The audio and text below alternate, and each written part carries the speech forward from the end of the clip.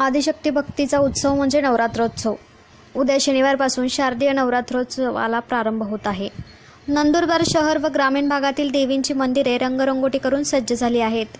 नवरात्र उत्सवानिमित्त सर्वत्र नवचैतन्य धार्मिक वातावरण आहे। बाजारपेठाही गर्दीने फुलून गेला। यंदाचा उत्सव कोरोनामुळे साध्या पद्धतीने साजरा करावा लागणार आहे। रास, गरबा, दांडियांना यंदा फाटा जरी दिला असला तरी भाविकांचा उत्साह मात्र कमी झालेला नाही। दुर्गा माता मूर्तीवर अखेरचा हात कारागिरांकडून फिरवला जात आहे। नंदुरबार शहरात अनेक ठिकाणी मातेच्या मूर्त्या विक्रीसाठी ठेवण्यात आल्या आहे।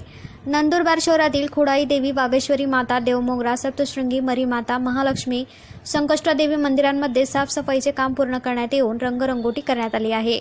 लॉकडाऊनमुळे आर्थिक व्यवस्था मंदावलेल्या बाजारपेठांना आता पुन्हा नवरात्र उत्सवाच्या निमित्ताने सुगीचे दिवस येऊ लागले आहेत। आज शुक्रवारी सकाळपासूनच मंगळ बाजारात नवचैतन्य आले होते। बाजारात ग्राहकांची मोठ्या प्रमाणावर खरेदी करण्यासाठी गर्दी झाली होती। त्यात ग्रामीण भागातून आलेल्या महिलांची संख्या लक्षणीय होती।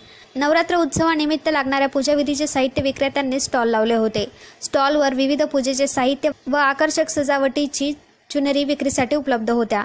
घटस्थापनेसाठी लागणारे मातीचे भांडे, धूपदाणी घेण्यासाठी नागरिकांची ये-जा सुरू होती।